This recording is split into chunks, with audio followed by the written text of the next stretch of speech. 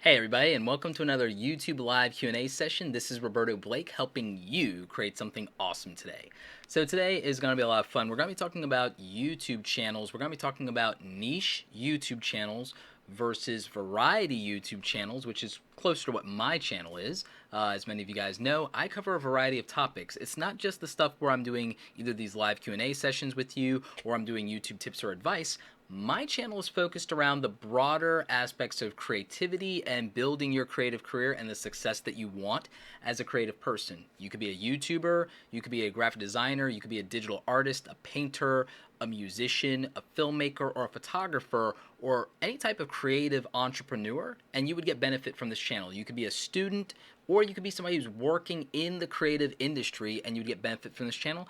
That's what a variety channel is. However, there are other types of YouTube channels out there. There are niche YouTube channels there for a specific type of person, a specific type of audience, and in many cases, those YouTube channels can grow very fast. Those YouTube channels get great view to subscriber ratios. So a lot of you question, can you do a variety channel and be successful on YouTube, or do you need to go niche and narrow down into just doing one thing or a specific group of things, or maybe only two things that are very similar, or two or three things that are very similar because you want people coming back and watching every video?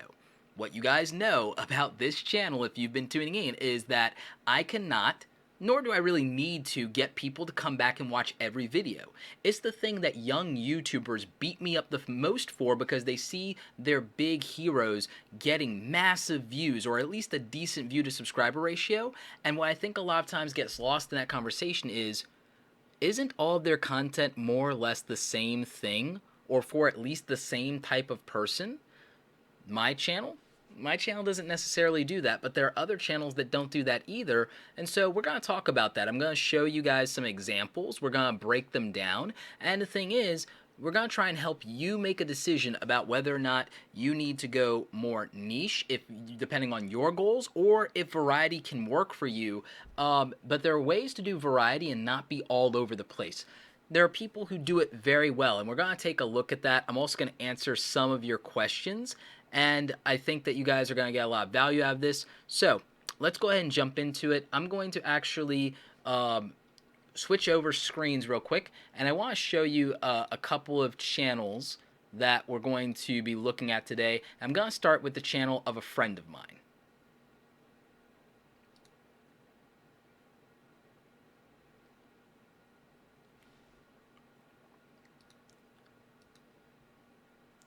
All right, so what we should be looking at here, and let me just kind of adjust this so that it's taken up the right amount of screen real estate here, is we should be, and let me go ahead and just minimize Photoshop. I'll just close Photoshop actually.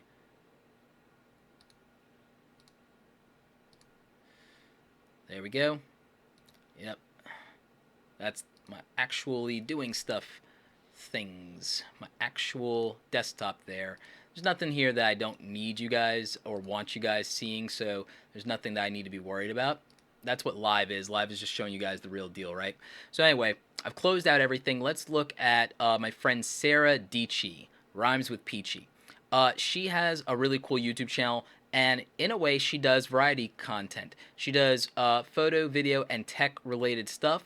She is also probably known mostly for her vlogs and doing that. She also does very cool inspirational stuff, and she has two series that she does on her channel, Creative Spaces TV, which after third season is kind of like on hold right now, and That Creative Life, which she recently brought back, which I'm featured in the latest episode of. But she's also done a few popular videos that went semi-viral. So that's actually really cool. A lot of you know her because of a lot of different reasons. She's been doing massive collabs, stuff with people like Casey Neistat, iJustine. So I think a lot of you probably, if you're watching my content, you've seen Sarah before. You've heard me talk about her because she has a great success story. And she is someone who's actually collabed and been here on the channel before. We did a really cool interview specifically about vlogging. But what you'll notice is that Sarah is not a daily vlogger.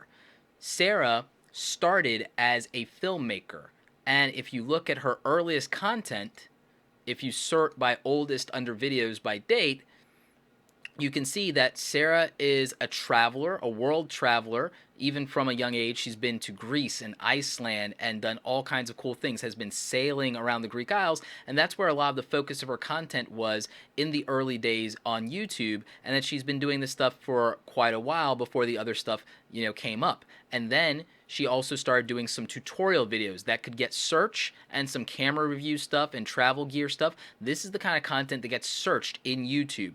So if you're going to do a variety channel, you need to balance search with it. But then after a while, Sarah launched a series on YouTube, which is really smart, which is Creative Spaces TV Season 1, where she was doing an interview series interviewing creatives about how they actually work and the spaces that they've built for their creativity. But you'll also notice that Sarah was still doing, while doing that creative life and doing those things, which is another series she launched, she also was still doing some vlogging, some rants, and that she actually was doing a few other things that could be search friendly, like a new lens review and so on and so forth. So that's what balance looks like, guys. If you're thinking about how to balance, that's what it looks like.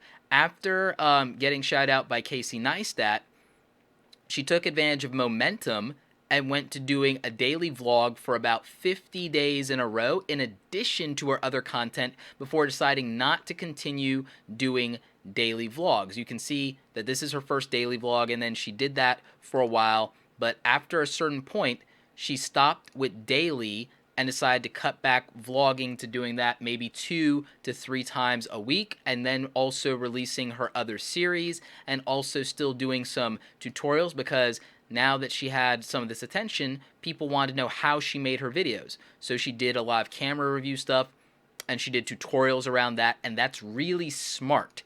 It is a much smarter overall strategy than my YouTube channel employs all around.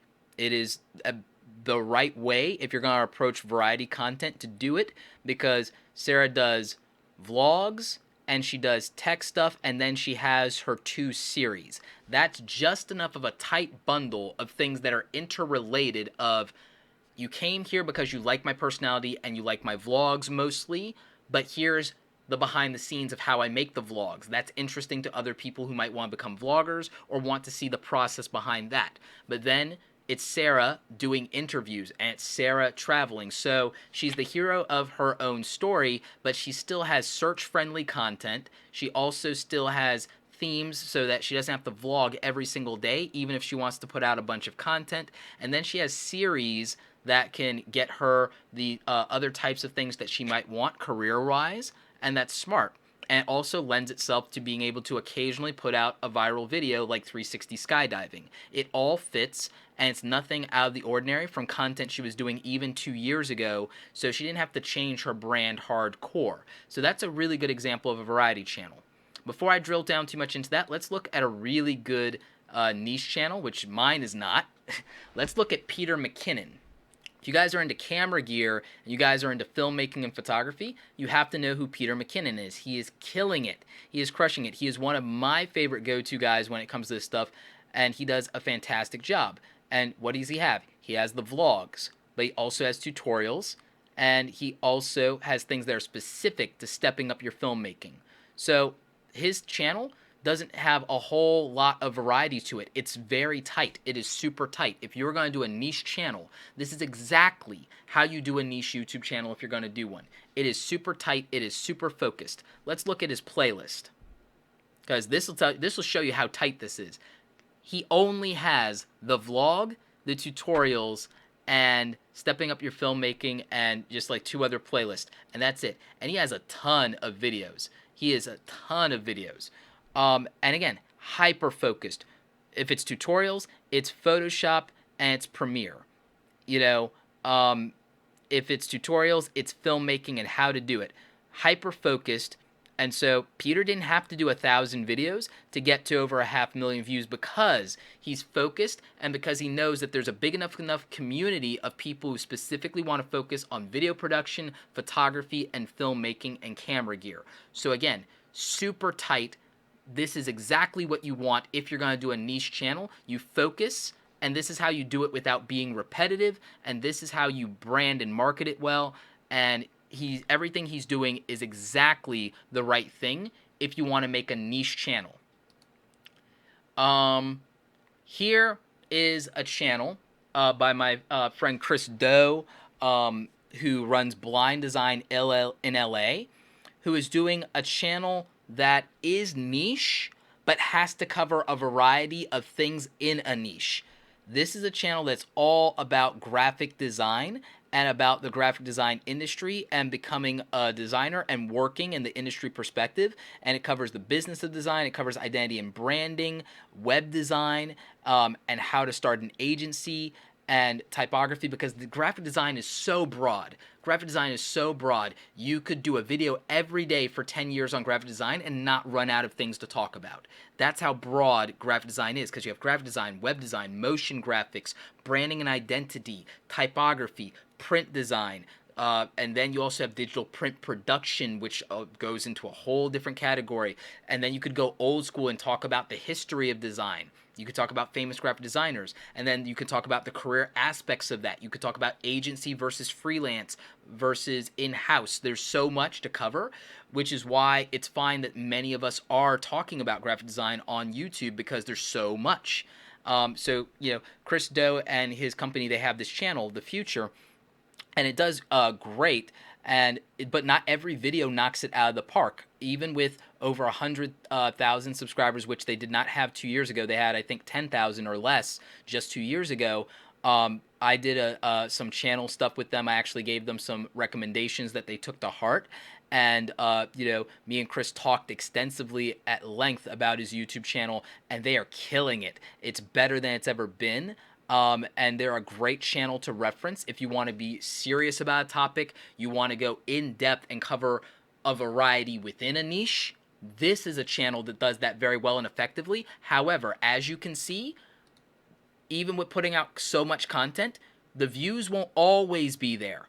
But the beauty of a channel like this is because the content is massively searchable and it is very specific to an industry, not a genre, but an industry. These videos might not have a lot of traction right now, but a year from now, don't be surprised if all of the videos that came out this week have 50, 60, 80,000 views a year from now and are still making ad revenue, still driving subscribership, because all of this is search-friendly content. All of this is industry-specific content. It is help content at its finest. It is help content at its finest. What's smart about Sarah Dietschy, if you look at her channel, is she's got help content, she's got hub content. The help content is when she does camera reviews and tutorials. The hub content is the vlogs that bring her community, the Peachy fam, together around Sarah and her adventures and her life. And then she has big hero content every once in a while, like jumping out of an airplane in 360, or traveling to Belize, or sailing the Greek Isles. Those are things that are hero content. Those are big, once in a lifetime, once or twice a year, maybe 4 times a year. If you're obsessed, maybe once a month kind of things you can do. Sarah has mastered hub, help, and hero content, and it's why she's at almost 200,000 subscribers now. Peter McKinnon has mastered doing help-based YouTube content that is attractive enough to also build a community around, because it's so specific. So it's help and it's hub, and his personality is there for that, and it's strong, and he's mastered thumbnails that will get clicked. So Peter is the way that you do niche and go very micro while still having hub and having community. Having help content doesn't mean you don't have, hub content at the same time, and he's managed to do that. And he still incorporates a little bit of the vlogs to show his personality, but his vlogs are still him and his life as a filmmaker and photographer. So Peter's a great example of that. And then going back to the other side, going a different way, having a niche that's industry specific but broad in terms of content variety because of the industry that you're in. That's what The Future and that's what Chris Do and his squad are all about. And you can see that it's something that works out very well for them and positions them. Chris has been getting much more public speaking than usual, and it's attributed a lot from this channel. So you see what that can do, and you can see the benefits. Let's look at nerdy and quirky. Let's look at Sabrina. Her content is fun and it's amazing, but this is what hub content looks like, because these are not things that will be search engine friendly.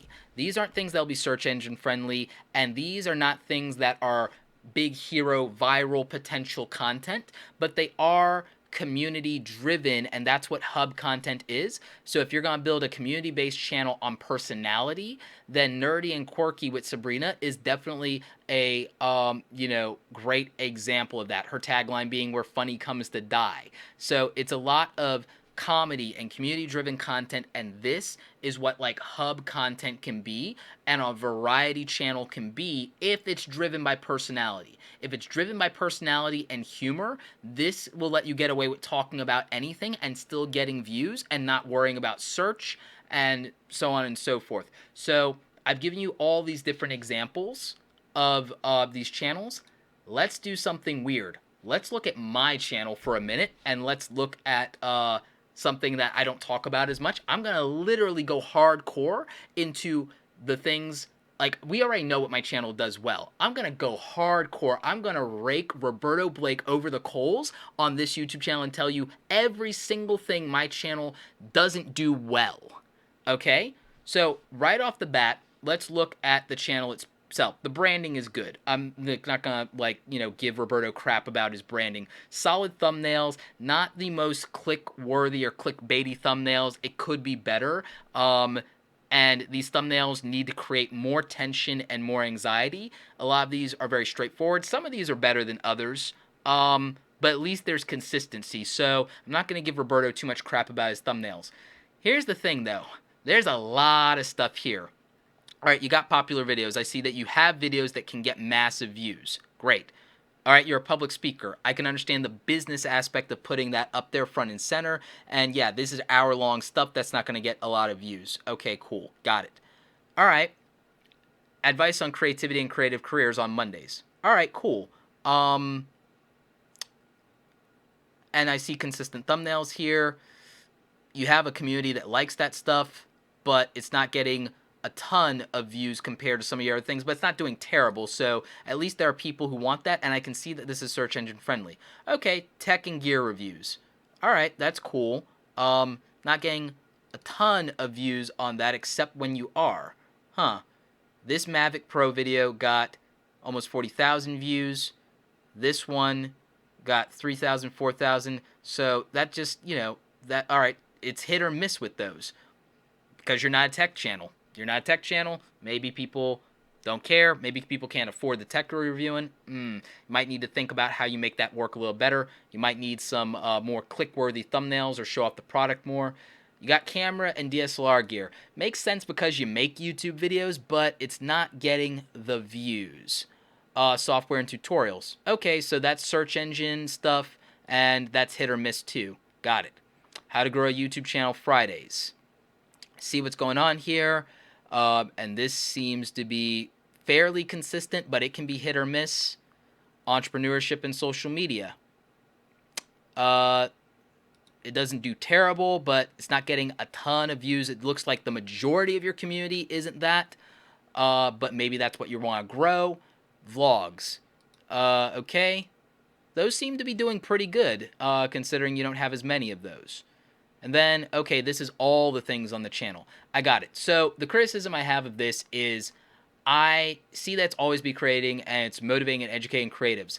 I don't see an immediate understanding of why I'm here. I see that for specific videos or specific playlists, but I don't see how, if I'm here, I don't see what the immediate value proposition of this channel is quickly enough, aside from to see that, wow, there's a lot of stuff here and I'm into some of it.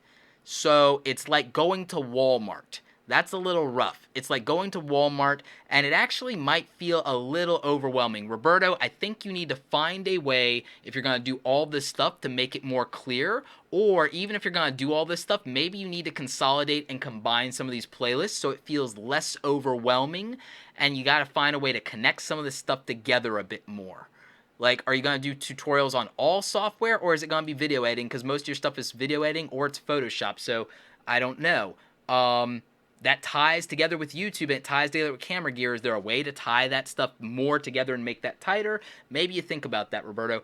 Entrepreneurship, I get it. You're into that. You're a creative entrepreneur, and that's probably helpful to your audience because who doesn't need to make money? But you got to find a way to make that content more attractive or get people to click on it. Maybe not do clickbait, but if you really want to help people make money, it doesn't help if they ain't clicking. So, Roberto, figure that out. Maybe you do clickbait thumbnails. I don't know. Maybe that's a public service. Vlogs. Hey, people seem to dig getting to know you a little bit personally. Those are doing pretty good comparatively to some other videos on occasion. And I know those get comments. I don't know if you need this playlist that shows all the things you offer on your YouTube channel. I think people can find that. Maybe you do something else with that. Maybe you use that playlist for something else. Okay, cool. Let's go and dig into videos. I see good thumbnails here, but some are better than others. You got to make sure that all your thumbnails are good, Roberto. You can't have the occasional lazy thumbnail. It throws everything off. Don't be lazy. All right. Titles. Your titles say what something is, but they don't create enough anxiety to get someone to click. You know what gets people to click, Roberto. You can look at your friends. You know what gets people to click. You know that, really catchy headlines like, I moved, or why I vlogged this, or a fidget spinner, or revealing a big secret. You know those things get clicked. I know you hate clickbait, Roberto. You can do click-worthy titles. You know better. You know better. Look at Peter McKinnon. He's not doing clickbait, but he's still being able to make catchy titles. Maybe you've done enough search engine, Roberto. Maybe you need to think about catchy titles a little bit more, and then maybe you hack the description and tags for search engine stuff. I don't know, Roberto. Figure it out. Let's see. You got your friend Chris Do here. Chris Do has really figured out how to do consistent branded thumbnails. Maybe you need to take a design lesson from Chris Do and the school, Roberto, because your stuff could be better. Could be better. And look at Sabrina. That's a thumbnail that gets clicked. Come on, Roberto. You can do better than what you're doing. Stop slacking. All right, Roberto. You beat me up enough. Sheesh. Hey, I'm just saying, man. Maybe you need to think about these things. But, it's not as if you don't know this because your most popular video has 800,000 views. You know that people want videos on passive income, Roberto. Maybe you need to make a stronger passive income playlist. You talked about 10 ways to make it. Maybe you make some more videos around that. Maybe that will help. Okay, cool. I mean, you want people to care about entrepreneurship. Maybe that helps. You know that small YouTubers need your help. Maybe you make some YouTube-related videos that focus specifically or call out that they're for small YouTubers so that they know that this will help them, because you've got a lot of great YouTube tips videos, but not all of them get views, but maybe more of them would get views if you specifically focus on small YouTubers instead of everybody who happens to be on YouTube. Okay, cool. You know that you can get search engine friendly content to get views. You know that tutorials, if you want to do tutorials, you know that your Premiere Pro and Photos you do. Maybe you need to focus there and not be as all over the place. You know when it comes to tech that laptops and camera lenses and camera bodies are what perform because those get the most views, Roberto. So maybe you focus on Premiere Pro, Photoshop, and camera lenses specifically, or video editing tips and tricks specifically if you're going to do tutorials. Your creative career stuff, if you focus it on new people or how to become, or tutorials on building specific things like portfolios or design school, you know that that will work. If you focus it on being very specific about the career stuff, and you know that anything that you phrase that has a question mark at the end performs better. So you know what videos you do, Roberto, on a variety channel that get 50 to 100,000 to 250,000 of views. You know what you need to be doing. Maybe.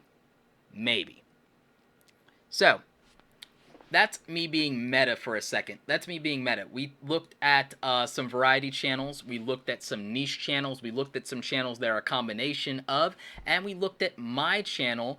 And we looked at well, not everything, but we looked at all the things that I'm doing horrible on this YouTube channel and why my view to subscriber ratio is so god awful, as many of you love to point out to me. But we also know that it's fine, and we know that it's not killing me or my channel. So that's fun to look at. I just like to tease myself a little bit about that because other people do, and so if I tease myself about it, it's fine. Um,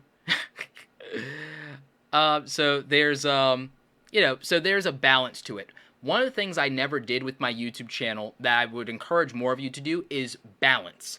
I have disproportionately done help content, but I have not done any hero content. I've never tried even once to make a viral video. But I also have not done nearly as much community content that can bring all of you back here video to video, or to tie them together, or to relate them. And so that ends up giving you guys confusion. If you subscribed for a specific thing, but you also see that I'm doing more of those things, it's hard for you to connect the dots there, and then maybe you don't show up this week or that week, or you fall off entirely. I completely understand that. And I also completely understand that when you want to do a lot of varieties of content because you have a lot of interest, and also because you want to do a lot of different things because you have a lot of different skills, or maybe it's because of your personality. Maybe, not unlike me, maybe you're more of an ADHD type person and it's hard for you to just focus on one thing or to do one thing, and you have a variety of interests. I'm not suggesting for 1 minute to be successful in YouTube that you have to go against your personality. I'm not suggesting that you have to change who you are and not talk about things you like or enjoy or skills you have, or go against like your core personality. If you're someone who just cannot do one thing, you get frustrated and bored and it's agonizing for you. If you are somebody who has that type of personality, I don't think you have to compromise to be here on YouTube and that it won't be accepted. I think that you just have to be very strategic about it, and I think that you have to give yourself some kind of out, and I think you have to balance it. I also think that you have to figure out a variety of search-friendly help content. I think you have to figure out hub content that keeps your community back, and I think once in a while you have to try and do something big to get attention. And those are the things that I didn't do, that a lot of my friends and a lot of YouTubers I admire are so smart about, and they do so well. And that is what will make you successful if you want to do variety content. And if you can be hyper focused, then you can go niche and you can go hard, but you will have to also brand really well in order to do that. Somebody was saying that this doesn't seem to be set up for Super Chat. It is. That's enabled. It might be your particular phone or device if you were trying to do Super Chat and it didn't come through. For those of you who have donated to Super Chat in the past, I super appreciate you guys. Every bit helps, especially in a world of uncertainty with YouTube ad revenue. Mine doesn't get hit, but I always encourage you guys, if you guys know YouTubers, especially YouTubers who do rogue content, then definitely make sure you're supporting creators that you believe in through Super Chat, because even $5, $2, it all adds up, and it does help relieve some of the anxiety of being a YouTube creator and being beholden to YouTube, the algorithm, the advertisers, etc. So, you know, that is something that I always encourage you to do, whether you're supporting me or whether you're supporting any other creator. Just help where you can. It's always appreciated. And so Super Chat is enabled on this. I think if some of you have different smartphones, that maybe the update isn't there for you. So somebody pointed that out. I just wanted to address it in case anybody was wondering about that. But yeah, I think that there is a place for variety content on YouTube, but I think that you have to have a strategy and you have to have a theme. If you're going to do variety, you still have to have a theme. If you're going to do variety, then you have to be somewhat personality driven rather than topic driven. And that's where Sabrina wins. That's where like Matthew Santorum wins. That's where a lot of people win, is personality and the quality of their content while still being very consistent and showing up all the time. So I think that those things are all important. I also think powerful thumbnails are definitely going to have an impact. And if there's some kind of continuity in your thumbnail style, that is going to make a big difference as well. So you can do variety, but if you do variety, there has to be a way to tie things together in a way that keeps your community coming back. And what ties them together either has to be your personality as the glue, or there has to be an overarching theme. So that's how you get away with doing variety content. Variety content will also be hit or miss, but tied into that variety content, make sure you're not ignoring search friendly content at some point. You do need that when you're getting started in YouTube. When you're getting started in YouTube and no one's going to notice you, and you don't have an audience yet, you need things that will be searched to get people in the door, and you need that to have a consistent theme too, so that they keep coming back, so they eventually subscribe. So that is what I would definitely say there. Oh, Clover Tack, thank you so much for the super chat. Saying super chat test, nothing to ask now, just showing some love for the awesome. Thank you so much, Clover Tack. Super appreciate you. Oh, Vince Leah in the house. Guys, Vince is a vegan YouTuber and everything like that, showing me that super chat works. $20. Thank you so much, Vince. Appreciate you guys. Woo, $25. It's a movie date, I think. But I'd actually have to find a girl that I can actually get to say yes to going to a movie, and then I could do a movie date. Anyway, so there is that. Self-effacing humor. Let's see. We got some questions here. So weird and funny watching this self-review. Yeah, I thought that would be funny. I thought you guys would get a kick out of the humor of watching me rake myself over the coals in a self-review. I'm much more kinder to other people that I do YouTube channel reviews of. As you guys have noticed, I am very pragmatic about how I review other channels. I'm also very purposeful about it, but I try to also be not patronizing, but to be very intentional in the fact of not being discouraging and pointing and highlighting areas of improvement, because I try to avoid saying my channel is doing things wrong, because it's not doing things wrong. You guys subscribed for a reason. You guys came into live for a reason. It would be disingenuous and disrespectful to say that the channel is broken or wrong or dying when it's providing a value that you guys have said that you wanted and a style that you guys say you have wanted. It'd be saying that just because it's less of you, you're no less important than if I wanted to go after big numbers. It's why I don't believe in doing a hard pivot and not giving you guys the value that you've liked and you've come to expect. I can be hypercritical of myself because I have enough self-awareness, and because I'm not going to truly beat myself up. I can do it jokingly because I know that there are things that I'm doing that are smart and that are right. I know that doing a micro focus sometimes, because it will help 1,000 of you with something very specific, is the right thing to do, even if it means that I don't get 100,000 views and it makes me look bad to a 20-year-old YouTuber who doesn't understand what my goals are. So in giving advice to myself, I'm taking it with a grain of salt. I don't think that I have to change and pursue numbers if what I believe in is doing what my community needs from me or wants from me, or what I think serves a higher purpose. So if you watch the replay, I covered what other people are doing, or if you guys are coming in new to the chat, I did kind of a self-review of what I'm doing wrong as a variety channel. But I talked about niche channels and what they do well, and I gave examples, and I talked about a niche channel that has to cover a variety of topics, and then I talked about a variety channel that is tight and focused and smart, and then I talked about a niche channel that is hitting all the right marks. And I'll circle back to that here within the hour for the new people who came in so that you guys can see exactly what I'm talking about. I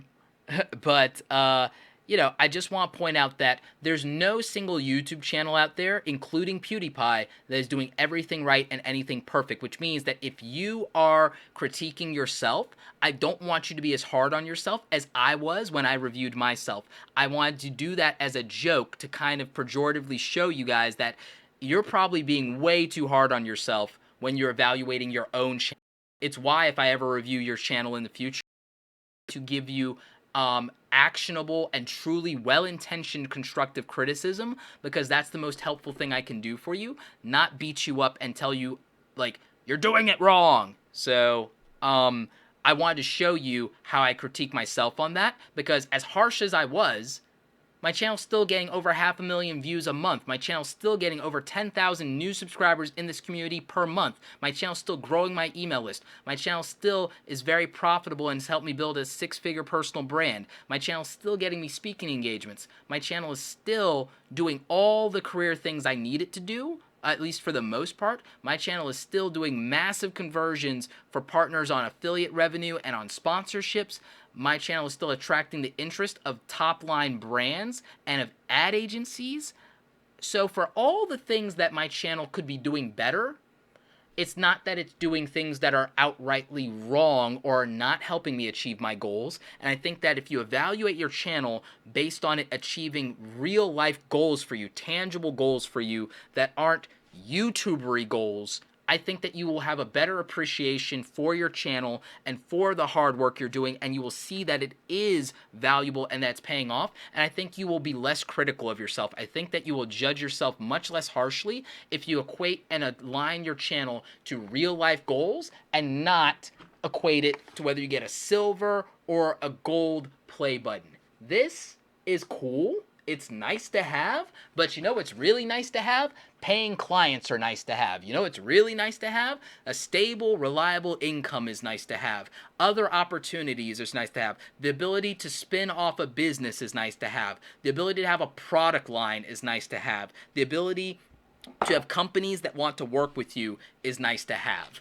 Well, nicer to have. Like a play button's nice to have. Those other things, you kind of need those other things a lot more than you need a play button. And the thing is, some of you could get those things without a silver play button and 100,000 subscribers. Some of you could get those things with 10,000 subscribers. Some of you can get those things with 5,000 subscribers. You just have to think of it differently and do what's effective within your genre, do what's effective within your content, do what's effective within your community base. Eric Peter Carlson, big-time Disney vlogger and real-life filmmaker in the house. Thanks for everything, Roberto. You've helped so many, so generous with your time and your knowledge. Thank you, Eric, and thank you for awesome Disney vlogs. I'll be at VidCon. I don't know if you're going to be around, Eric, but if you're at VidCon, want to hang, and if not, I'm doing Disney Day at VidCon, so I'll be at Disneyland. If you want to hang, Eric, hit me up. So yeah, so there's a couple of people asking questions. Let's get to some of those. Dave Killerish asked, Roberto, what do you think of new YouTube layout for creator channels? I think it's pretty cool. I like the design of it overall. You'll notice almost every major platform is doing new layout and new UI UX stuff. Twitter just rolled theirs out. I like it. But it also means you might have to change your visual branding strategy and color theming strategy sometimes, because it's very much a lot of white space. So that means that thumbnails with white backgrounds are probably a no-go from now on, and I would update old ones. So that's what I think about the new channel layout. Hey, Roberto, do you think there's a way for a YouTube or MCM to get a creator to work on USA being from another country? I'm not sure I fully understand the question, Rick. Yeah, I'm not sure I understand that question. I think that maybe something's being lost in translation because you might be international, so I'm not fully understanding the context of the question. Phantom of Darkness. Honestly, pretty content with my small audience and lots of engagement with comments. I love the interaction between my subs and communicating with them. That's awesome, Phantom of Darkness. Yeah, a community means a lot. There are videos that I do that sometimes don't get a ton of views, but will get more engagement, more comments, more interaction than videos that I have that get 100,000 views.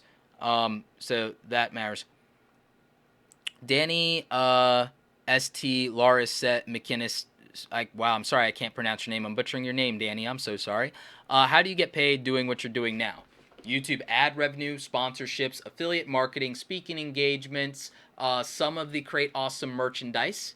RobertoBlake.com/shirts if you want to get that. A Create Awesome t-shirt, or the Execution Not Excuses t-shirt is now available. The Always Be Creating t-shirts and mugs are also available. So merchandise doesn't hurt. I I also have a actual company. I have Create Awesome Media. I provide consultation to small businesses, brands, and individuals, whether that's personal branding, whether that's video marketing, video production, whether it's algorithm and SEO stuff, or whether it's things on how to tie video marketing, email marketing together with systems, product launches, those kind of things. So I do consulting, and that is something that I'm trying to grow more of and get more corporate clients on that side. Consulting is very lucrative if you actually have industry experience and you're smart on something or you've built something before.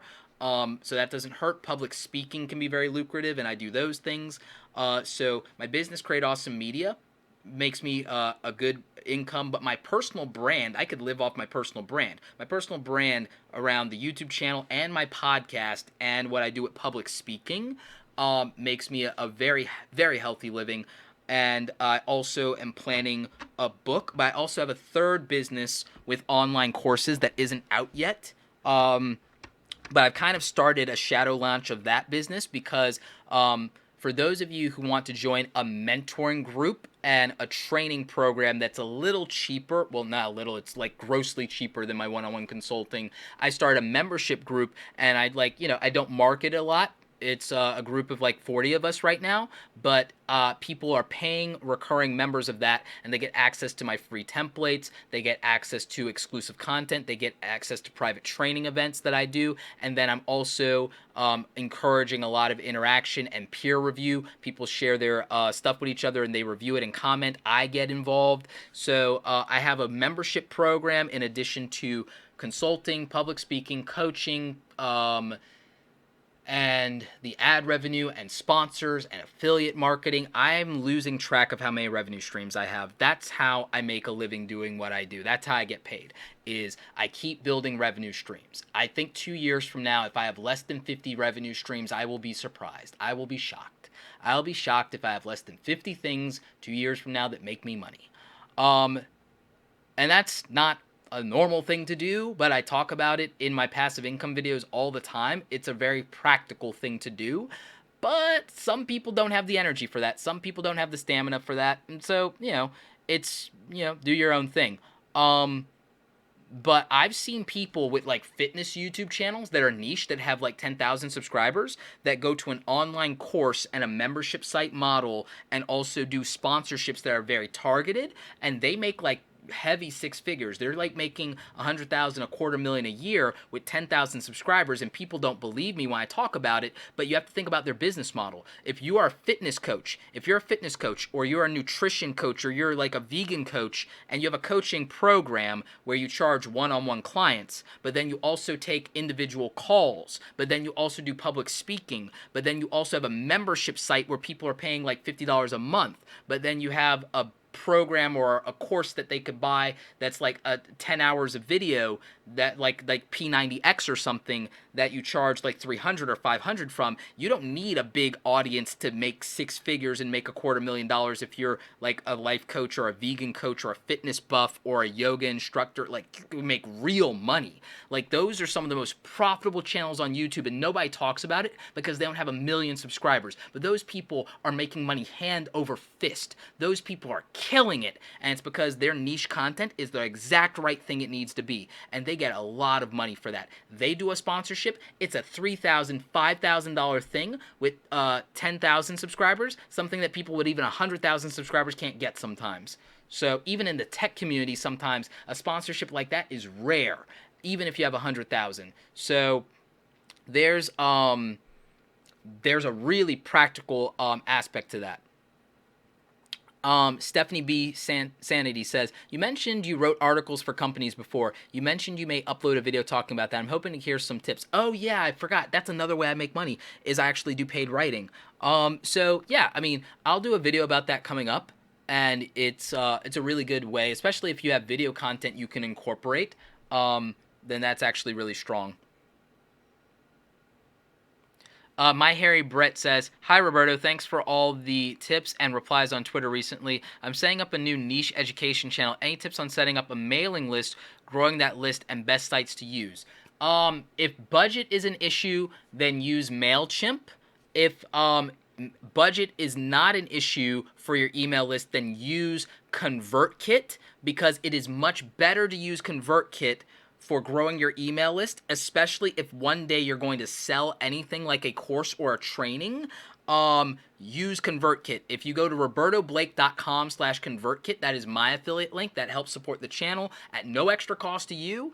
But that is what I moved from MailChimp to for lead magnets to grow my mailing list. And lead magnets are a free thing, like a free ebook or a free video or a free audio download that ties directly to your stuff. So you give something up front for free to capture the email address. It could even be like a free 10-step guide, and that's how you grow that, especially on education channel. And then that positions you later to sell courses. And if you sell courses, you can do like a $199 course, and that will make you really good money. Or you could set up a $30 a month membership site. If you want to do that, I have a link for the thing that I use for my membership site, and that will also sell my courses when those release later in the summer, is Kajabi, and I've linked it in the description below because I know it's impossible to spell. So it's in the description for you guys if you're trying to build an online course. It's what I use, and it also can let you run a membership site and your online course,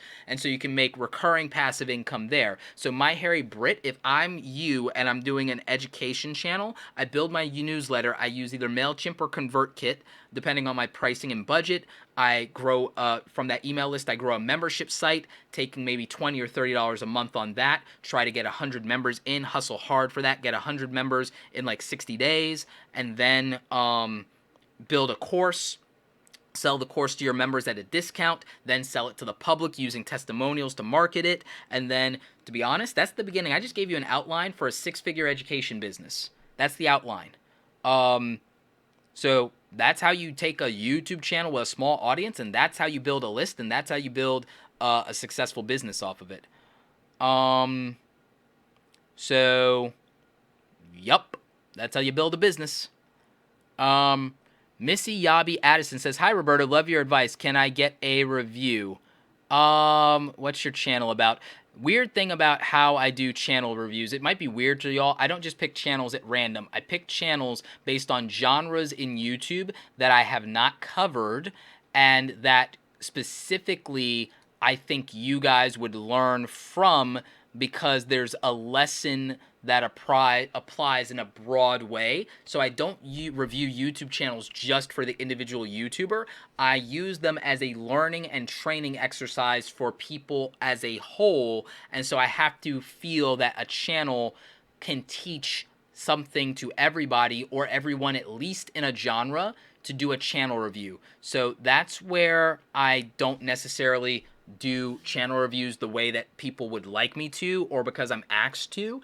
I'm very intentional about that, because there has to be, the channel might be doing too many things right for me to use it as an example. That can be a problem. It could actually be that your channel is too good, regardless of what the subscriber count is. It could be too good.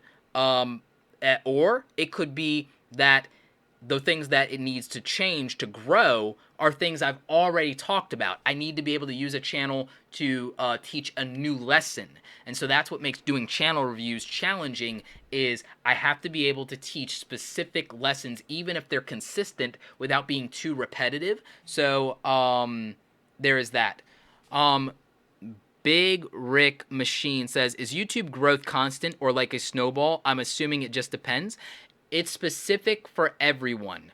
Also, what tips would I recommend for animation channels? I've talked about this before. It goes back to what I said about Hub, Help, and Hero. Let's go ahead and pull up my screen again, and let's look at some YouTube channels. Let's go look at, it's not an animation channel, but I'm going to pull up Sarah Dietschy's channel again to make my point. So Hub, Help, and Hero content. Sarah does Hub, Help, and Hero content. Her vlogs, that is Hub content. That is community content. Occasionally, she's got a hero piece of content, whether it goes viral or not. These are videos that get big views, one way or the other. And she has a bunch of help content in the form of her tech stuff and the inspiration stuff. So some of that stuff is search friendly. So tech is search friendly. Travel is search friendly. Okay. But then Hub content is her vlogs. Hero content is both series that she makes at like Creative Spaces TV and That Creative Life, because hero content is not always a viral video like skydiving in 360. Sometimes hero content moves your business goals further, like if you're an animator or a filmmaker. So if you're an animator and you want tips, I would still, even though it's not an animation channel, look at Sarah Dietschy and what she did, and look at Peter McKinnon, who's a filmmaker. Studying these two YouTube filmmakers and how they did very different things, but it worked very effectively in different ways, is a really good basis. It's a really good thesis for understanding how to do a animation channel. Because if I was an animation channel, I would be doing tutorials, because animation's hard. Animation would be hero content, right? So I would use animation as my big hero content that is the final product, but I would be doing behind the scenes tutorials to show you how I make this stuff. And then I would also vlog about being an animator and talk about animator topics and the challenge and lessons and things like that in vlog format, so that people like my personality as a creator, they also like my techniques as a creator, and then they get to see my final product. That's how you do hub, help, and hero content as an animator. Is hub content is vlogs and talking about the struggles of being an animator. Help content is tutorials and fundamentals and animation 101 and what software to use and behind the scenes. And then hero content is the final product. It's your big animation stuff. So that's how you do it as an animator. It's literally the most straightforward thing in the world to make it as an animator on YouTube. It's just that people are not implementing it effectively because they're only producing the final product. And so that's what I think is practical. And I'm not saying it's easy. I'm saying it's straightforward. I'm saying it's simple, not easy. There is a difference. There's nuance and context to the difference between simple and easy. And so I just gave it to you. But that's how you do it.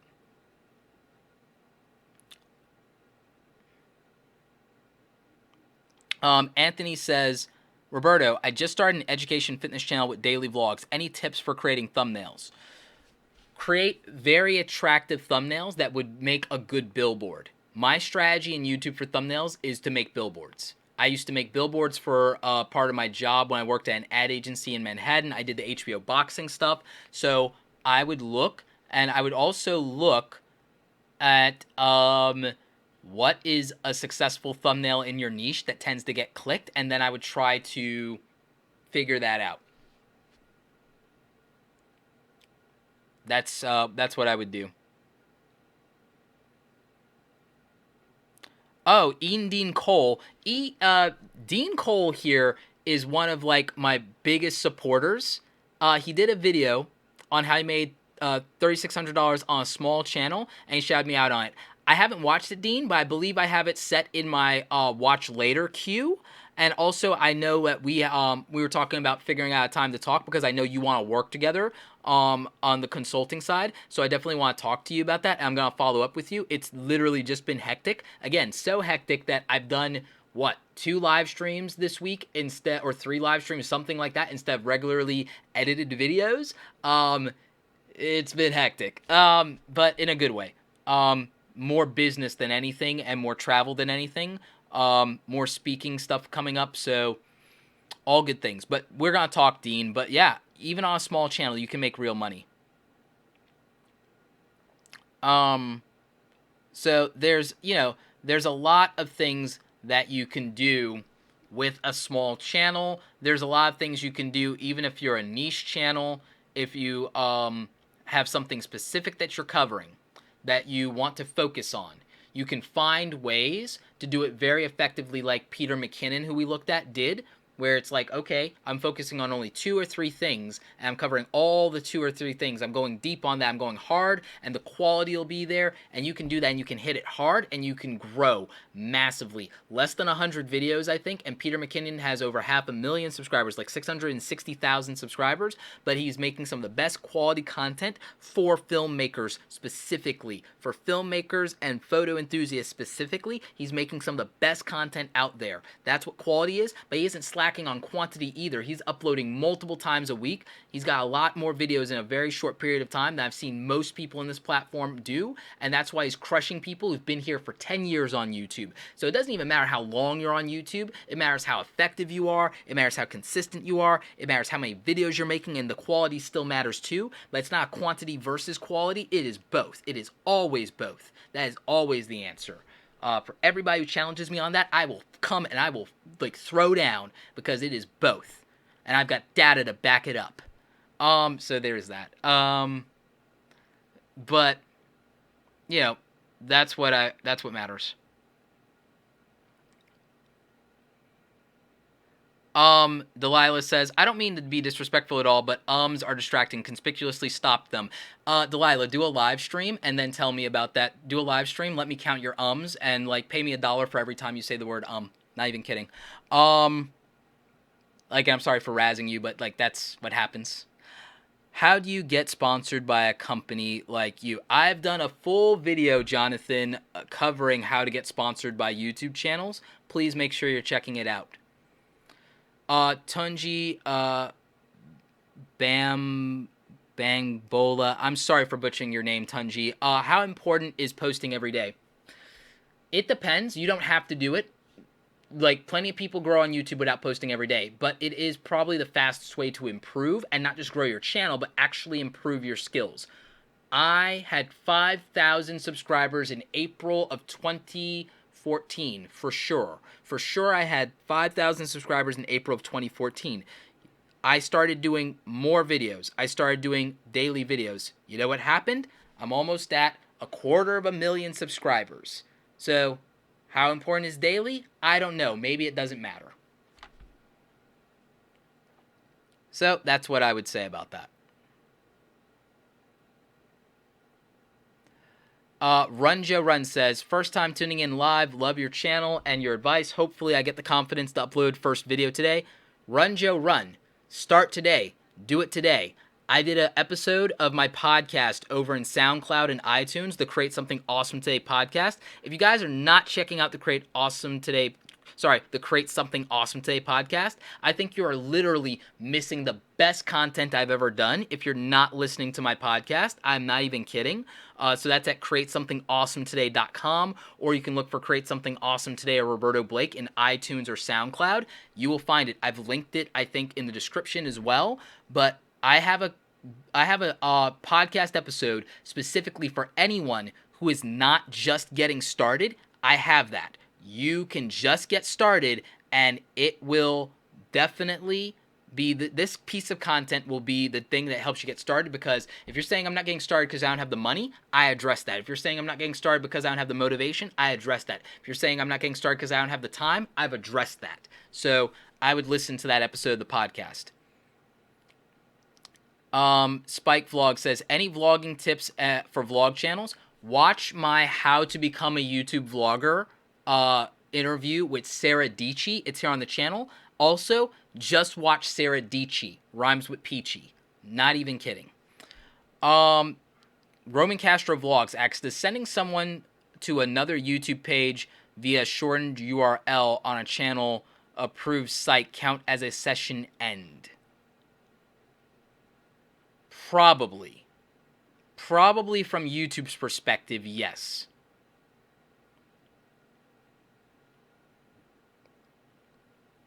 Fatal FTW asks, any tips on expanding a gaming channel? Fatal FTW, go to soundcloud.com/RobertoBlake2, look at my tracks, and you will see an audio dump of what I would do if I was a gaming channel. It's not an episode of the podcast, but it is an audio dump that I did specifically for YouTube gamers like you. So I would take that advice and I would run with it.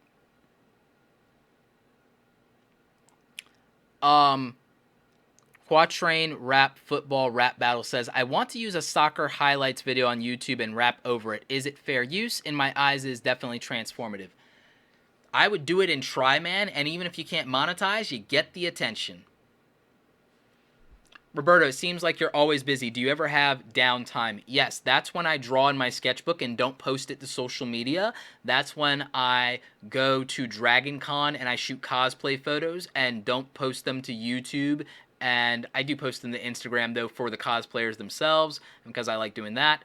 I also watch new movies when they come out. I binge watch Scandal, and I binge watch House of Cards, so that's my downtime. And I bought a Nintendo Switch, which definitely has taken over my nights and weekends. Zelda Breath of the Wild, Mario Kart.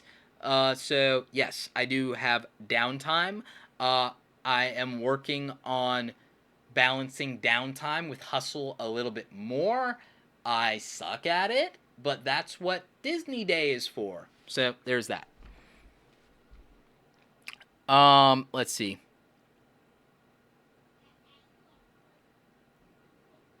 There are some more questions here.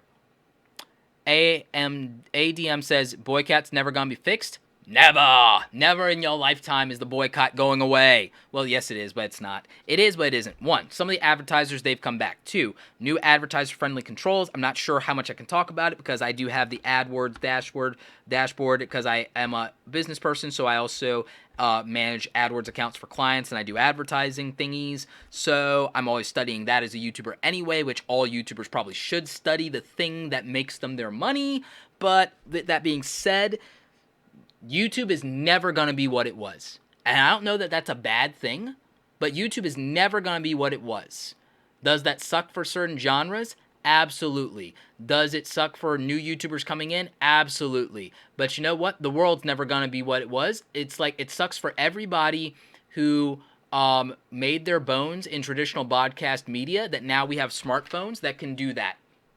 It really sucks for all the journalists, photojournalists out there that Sports Illustrator fired in able to just give their reporters iPhones. It sucks for them. We're never going back. So the reality is that everything changes, everything evolves, and you move and you pivot and you evolve with it, or you die. That's just the truth. There are YouTubers that are losing their relevance, losing their traction in the platform, but it's because they're not pivoting. It's because they're not growing and evolving. It's because they're lamenting the way things used to be because they got comfortable and they got consistent. It's why my channel is the way it is. I beat myself up earlier about the way my channel is. My channel is me being the crash test dummy of the creative world for you guys. I am the crash test dummy of creative entrepreneurship. Quote me on that. I am the freaking crash test dummy of creative entrepreneurship. And I will be for a very long time. And this channel, even 1,000 videos later, there are still lessons that I learn. Every single day, 1,000 videos later, I am learning, I am studying, I am training, I am growing every day. I refuse to walk out of the freaking hyperbolic time chamber. All I want to do is live in the hyperbolic time chamber and work and hustle and outwork everyone. It's all I want. That's all I want. They build a hyperbolic time chamber tomorrow. I will be up there squatting. I will be up there camping out. They cannot ban me. I will not leave. Like, that's real, okay? So, with that in mind, I think that comfort kills creativity. If I have a thesis, it's definitely that comfort kills creativity. If you get comfortable, if you are stagnant in your success, it's inevitably going to go away. Because there is no constant except for change.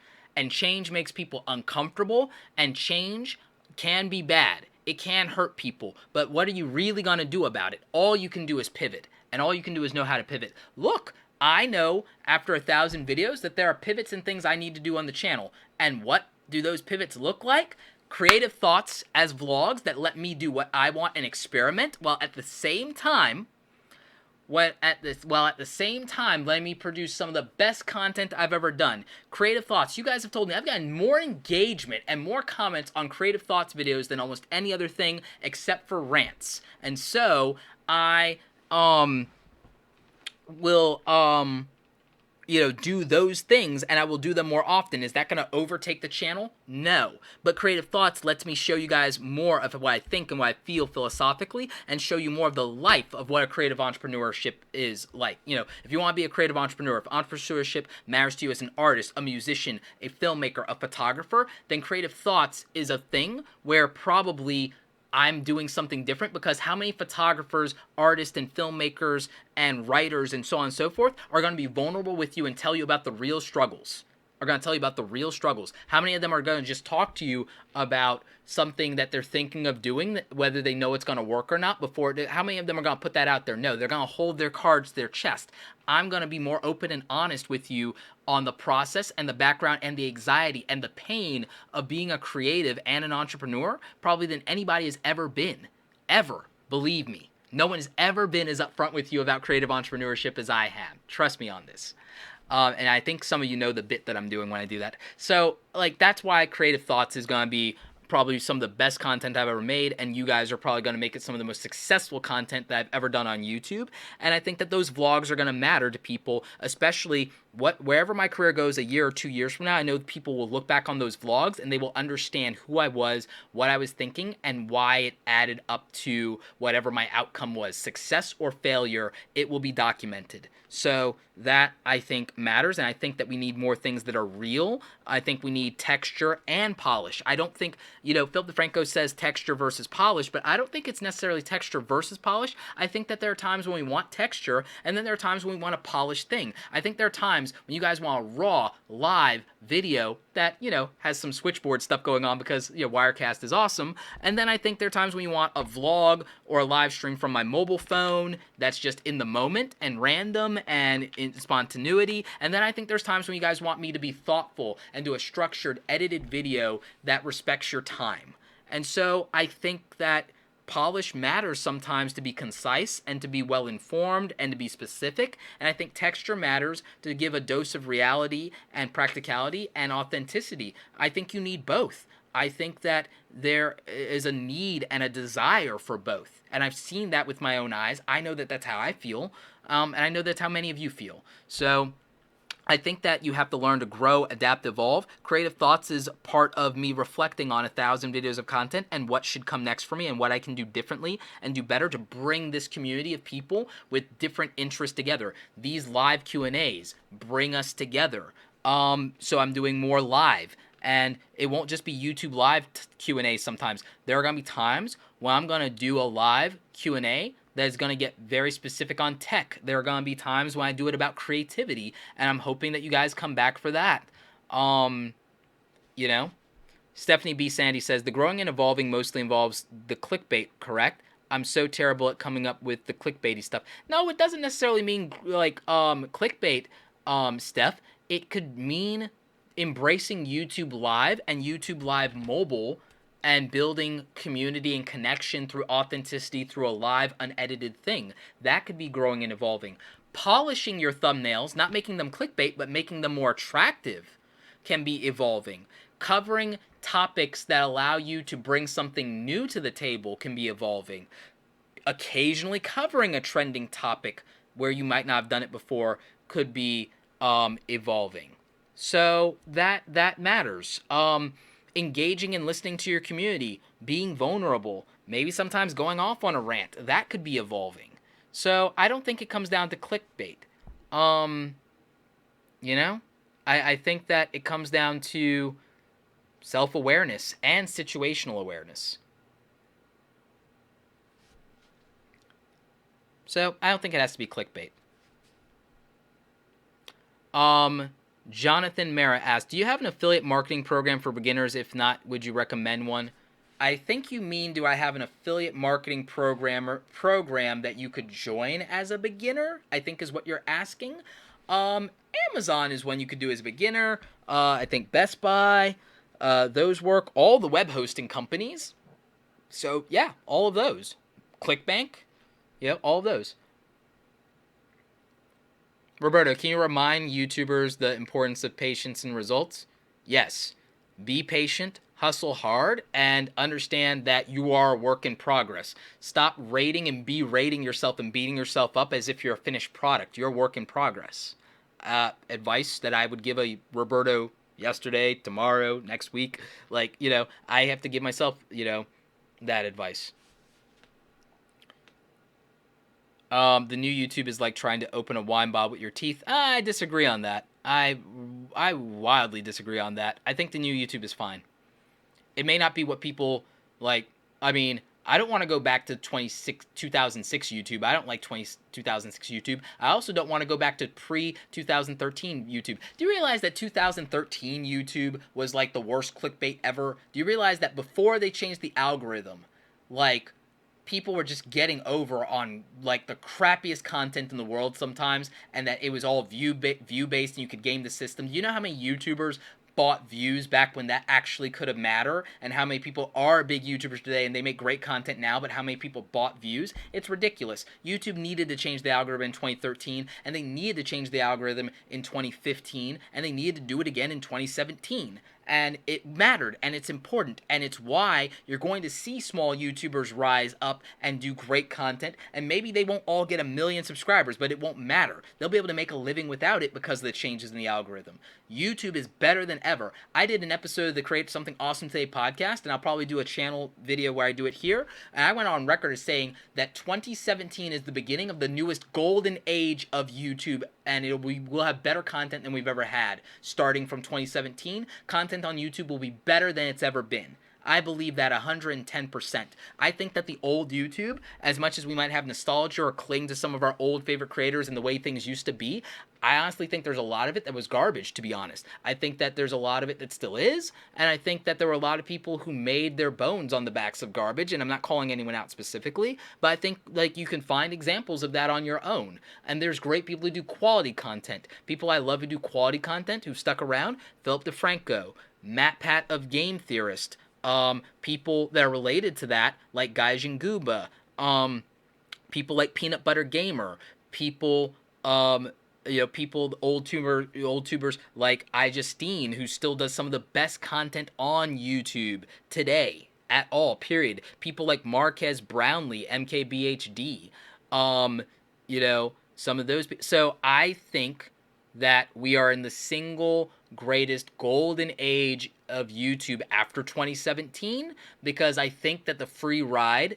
is gone. I think that people will be very intentional about their content. I think that the age of micro influencers are upon us, and I think that that is not something any of you should be crying about. I think all of you should see it as an opportunity, and I think all of you should seize that opportunity and understand that you can play here, but you gotta play to win. You gotta play hard, but you have to have fun doing it, and you have to not turn this into a crappy job, J-O-B. Stop saying you want YouTube to be your job. Stop saying you want YouTube to be your just over broke thing that you do day in and day out that makes you miserable. Because I don't know if you understand that that's what J-O-B, just over broke. I don't think you guys understand how miserable 90% of people that have jobs are. And so making YouTube your job isn't the answer. Using YouTube as a platform for your voice matters. Using YouTube to build a community matters. Using that to build leverage, to build a career on beyond the platform. Beyond the platform is what matters. Because the money that I make beyond the platform is significantly more. And the platform is leverage and a tool to do that, but then it's also a place where I can be open and honest and be a crash test dummy and experiment. My entire YouTube channel, 1,000 videos, is a giant freaking experiment. It's not even the result. It's not even the result. The brand that I built beyond YouTube could arguably be considered results or part of that, but this is a living, breathing case study. This is a living, breathing, day-to-day experiment where I take risk. And that's what I do, whereas a lot of people will just be comfortable and refuse to take risk because what if it doesn't work, or what if a video flops, or what if I look bad? So I encourage you guys to not worry about YouTubery things. I encourage you to just create awesome. Just create awesome. Like the shirt says, just create awesome. What should I do if I can't afford a camera and whenever I try to film video, my family is fighting or something? Go outside, take your phone, film a video, and talk about whatever you want to talk about. Use your phone. Get away from it all, use your phone. Go take a walk in the woods. In woods that are safe, that don't have serial killers and murderers or clowns, because clowns are a thing. So do that. That's what I would do. The Fire Godai FS says, Roberto, in your opinion, wait a minute, says, in your opinion, are there better ways to spread your videos besides just posting them on social media platforms? Well, it depends on what you are capable of. Depends on what you are capable of. And the thing is, if you're going to spread your videos, where can you spread them besides social media? The only other answers are your own blog or website, a membership site, online forums if they allow for that. That's the only real other answer there is, or in articles if you're writing for publications. So there's not a lot of places you can do that. Theoretically, you could spread it through real life events if you're going to go into public speaking or something like that. So there's an answer. There's an answer there. So that's what my opinion and what my thoughts are on that.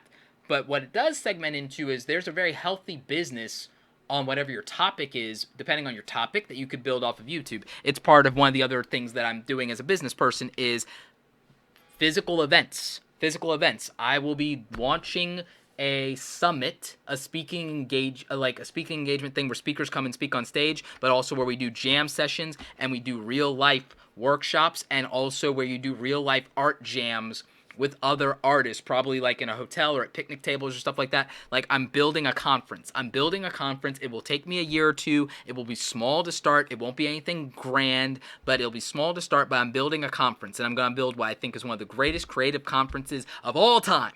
And I'm getting some help. I'm talking to some of my friends that have experience there, and I've, like, in that regard, they're mentoring me. So that's great to actually have a Yoda for a change on something finally after all this time of doing it myself. So I'm excited about that. But I think many of you are underestimating that you could build an event business off of something related to YouTube. How do you think, like, can you imagine if YouTube existed when the first person wanted to do Comic-Con?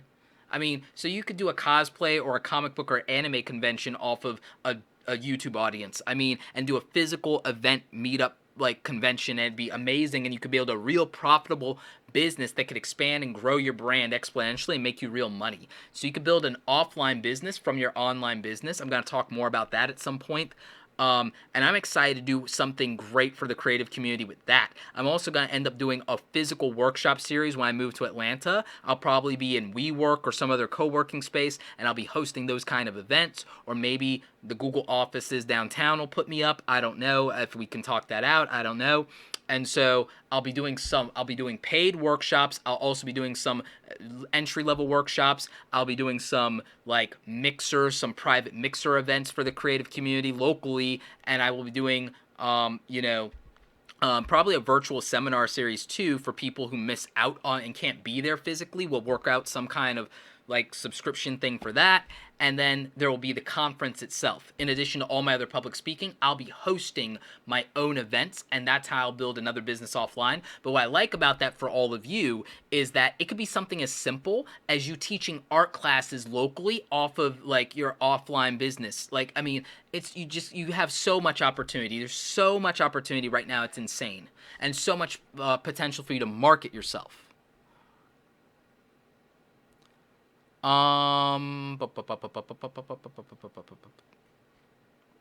Gabriel asks, can you give some tips about making online medical marketing, how to get over the huge budget companies like pharmas, for example? Authenticity. This is where texture might matter more than polish. Use real people, pull man on the street stuff, be very informational and be very help driven and be very free advice, and also show the experiences of other people and what they have gone through based on their medical treatments and so on and so forth. I would probably go that route. That'd be my advice. Roman Castro vlog. Would you consider starting a new niche channel now that you know what's working for you? There's a plan in place for that, actually, for my company. Actually, for two of my businesses, there's a plan for that. There's a plan for that for two of my businesses, but also what I'm interested in is investing in and owning niche channels, but having someone else produce the content and be the talent, and I'll be the business and the back end under Create Awesome Media. That is an initiative that Create Awesome Media, my company that I founded, is going to be doing, is building niche micro channels, but owning them, but then having a partnership with the talent. So we will finance the initial equipment and structure certain things and handle the back end, and we will have people who make the content. And so it will be it'll be like a certain other media company, but with a much less damaging non-compete clause that makes everyone quit after 6 months. If you know which company I'm talking about, I'm not going to throw people under the bus, but there's a business model for doing something like that without being unfair to talent. And so that's something I'm interested in, but that's still a ways off. There's a build up to that, but that is a plan. But in the meantime, my plan for some additional channels that I will do, because I actually can make more content, believe it or not, is to take some of my thoughts for very specific educational content, pivot that into the Awesome Creator Academy brand. What that means is, it doesn't mean I will stop doing educational tutorial and training videos here on YouTube, but it does mean that I will start putting some of that on a different channel, and then I will also then have a membership site or courses that go beyond what YouTube can, because the problem with YouTube is you're beholden to the algorithm. You can do video but not do audio downloads, and even if you gave a free audio download, no one reads the below description anyway and clicks on the links there. Even though there's a lot of great stuff in the description below, no one clicks on it. Even if you give it away, there's free things and no one clicks on them, right? But if you have courses that people pay for, they use all the resources because it's not free, right? And then that actually helps them and they grow. And their structure, YouTube structure is horrible on YouTube. So anything beyond one-off videos or tutorials on YouTube structure-wise for teaching and training, YouTube's not great for it sometimes as an education channel. So it's problematic, for lack of a better word. I know people hate that word, but it's the appropriate word in this context, right? It's problematic. So what I figured out is that there are videos that I can do that will be more specific and narrow that I can do under the Awesome Creator Academy brand and put those on a channel, and also use that as marketing leverage for specific courses and assets and resources on a paid platform membership site that sells courses, whether it's buy one course full price or get into a training program, recurring or whatever. So I figured out that that's a smarter play. It's a better business model. It by itself can be a six-figure business very rapidly, and it provides the right value for the right person that really needs to discipline themselves, locks in, doesn't want to hunt through 1,000 videos, wants, here are the 50 videos I need because my job is ... And here's what I need. Here's an intro or primer on that thing for me to start my career. Great, but I need some support and I need to get feedback from people. I need a community. Oh, well, I can join a membership group and I can get some feedback and I can get a community and I can get additional training now that I've gotten through the basics. Okay, cool. That was a model that I figured out for education channels. I think every education channel on YouTube should build out this business model. It can be a 5-tier business model if you do it the right way, and that's and it can be huge. And then the upside of that is it's specific value for the audience, and it is an alternative for people who can't leave work to do a college class or can't afford the traditional college model. It's a vocational skills-based model, and I like that. I really do, because it's practical, it's affordable, and it can fix one of the biggest problems that we have, that right now government can't even fix the education system. There's no way the government can fix the education system. The education system won't fix itself because of the profits that they make in doing it the way they've been doing it, and they're beholden to tradition.